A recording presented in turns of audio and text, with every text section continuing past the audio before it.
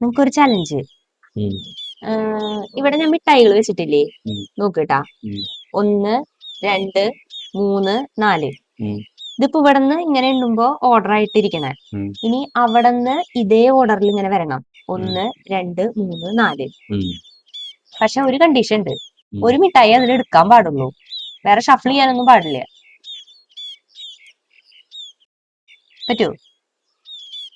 ചെയ്യണെങ്കി ഈ 500 എടുക്കാം. ട്രൈ ചെയ്യട്ടാ. ശരി, ഞാൻ നോക്കാം. ജയിച്ച 500 തരില്ലേ? പിന്നെന്താ, തോറ്റു കഴിഞ്ഞാൽ 500 എനിക്ക് തരണം. 1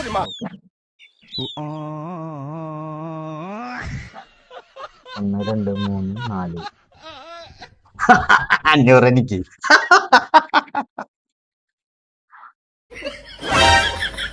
காசு பணம் கொட்டு மணி மணி காசு பணம்